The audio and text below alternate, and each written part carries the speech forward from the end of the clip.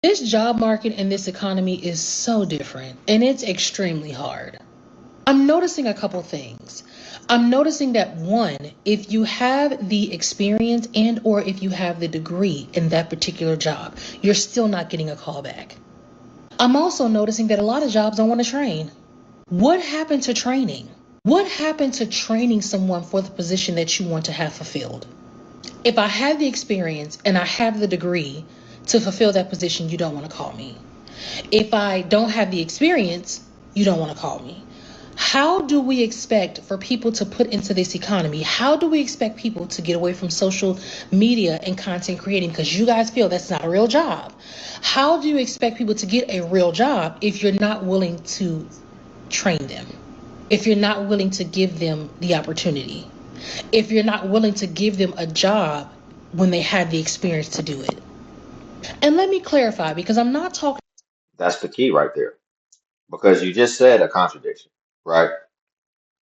On one end, you're saying you have the experience to do it, but then on the other end, you're saying you need training to do it.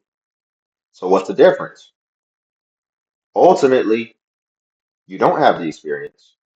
So we have to start looking at this as a problem that needs to be solved, right?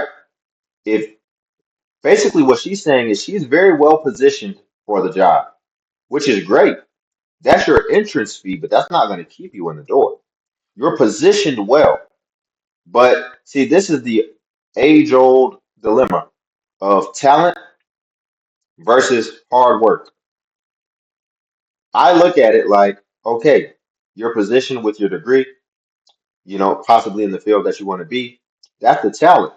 But then the hard work and the initiative and problem solving that's going to have to happen on that back end is going to come down to, all right, what am I missing? I have the degree, but they say I miss practical experience. So now that's really your missing piece. And that's what you're going to have to figure out. Whether you decide to take a course, whether you decide to shadow somebody, whether you decide to consult with somebody. But I would say that that's then on you to fill in that gap that you keep hearing because that's just the market right now. It's shifted. And a lot of people have come out of college and they haven't made a good showing of themselves and they haven't represented what that college degree is supposed to represent. So then that then makes it harder on the next people coming. But see, I would even argue if she gets in it, she may make it harder for the next people coming because she she hasn't thought of this. She hasn't solved this problem. And you have a college degree. If you really think about it, and if we really look at things and isolate it, it's really an easy problem to solve. You just need the experience. And there's a plethora of ways that you can get it. You could have got it while you were in school and took the initiative in the form of an internship. Or right now you can get it. Because what you don't want to do is you don't want to get caught up continuing to apply but getting nowhere, right? And you may just have to keep on taking more of a spray and pray approach. You may have to just apply to more places. You may not just be able to put your application in for Google or Microsoft and you expect them to just hire you and get that, right? It's competitive. And that's ultimately what it comes down to. The market is competitive. So you have to accept that and you have to put on your armor and you got to go to battle and hope that you can come out on top.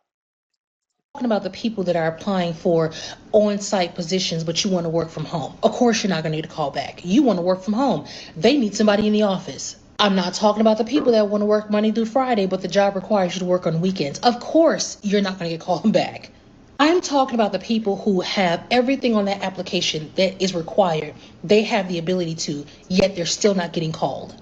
People are not getting a call back to even set up an interview. Why are we not getting callbacks? And can we normalize jobs telling an applicant why they wasn't hired? Because that also would help. Yes, I know you can ask them, you can reach out and ask, but if you know why you didn't hire me, tell me. So that can let me know if I'm doing something wrong, if I'm putting something on my application that's not appealing.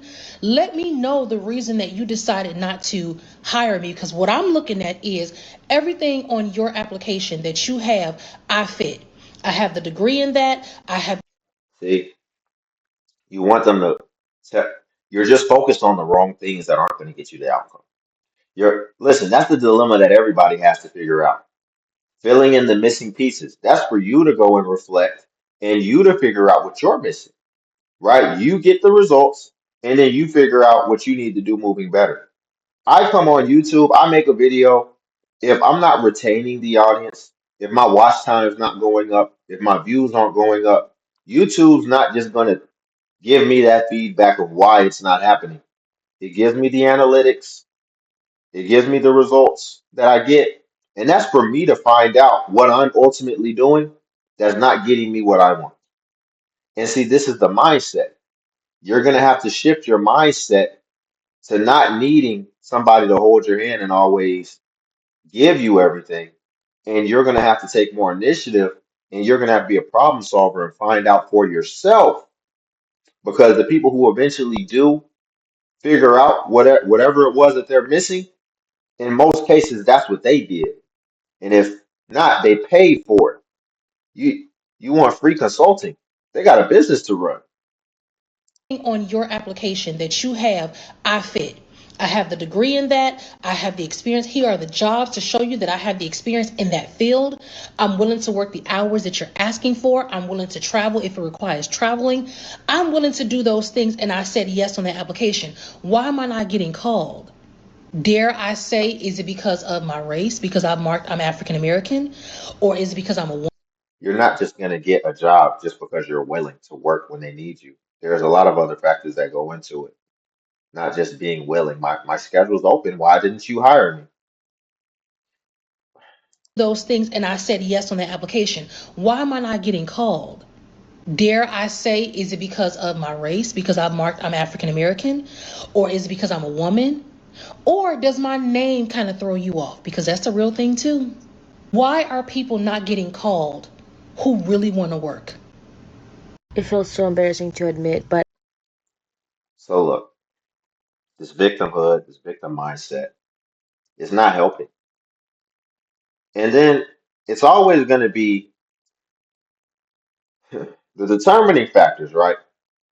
Is always linked to somebody's out to get us, basically, right?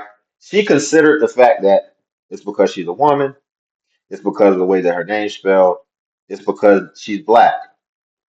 It just had to be those, right?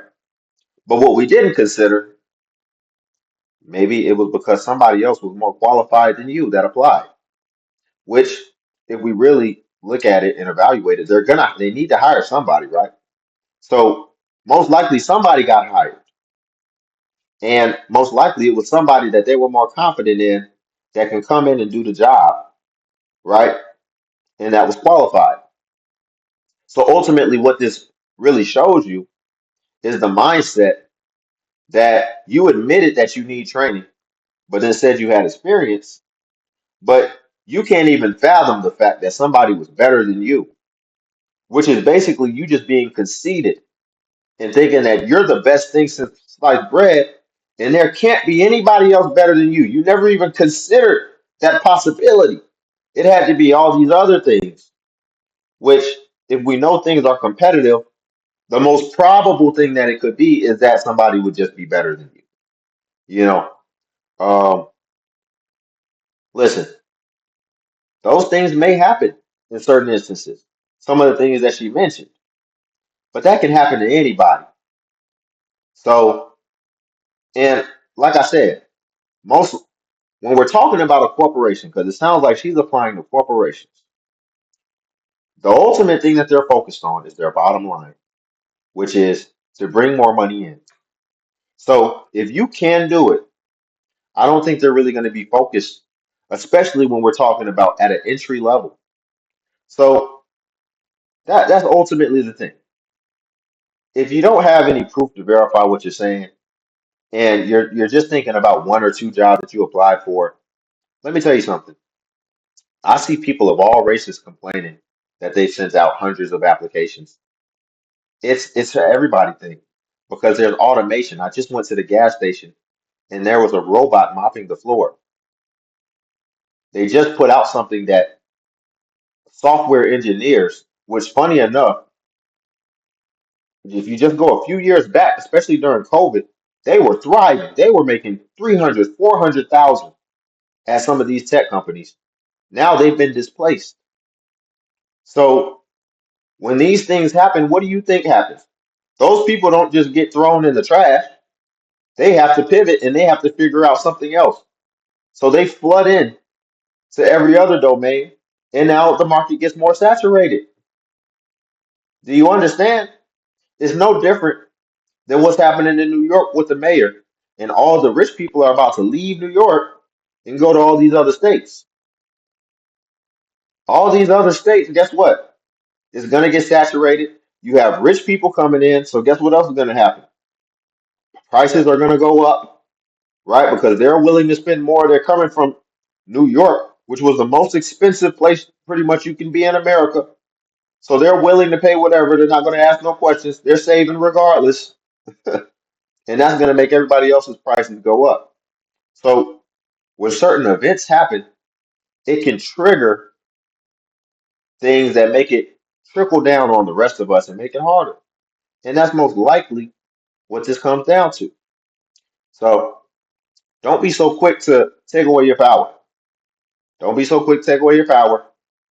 You know, most people drastically underestimate the work that it's going to take in order to get whatever successful outcome that they want, especially if it's an ambitious one. Most people think it's going to take 2x, 3x. Man, sometimes it really takes 100x of what you really even thought. So, y'all, we'll leave it there. Like the video. Also, subscribe if you want to join Limitless Legion. Cash app link below if you want to buy your boy iced coffee, tip the channel. And also feel free to join the Patreon where I'll post self improvement content. Until then, I'll catch you in the next video.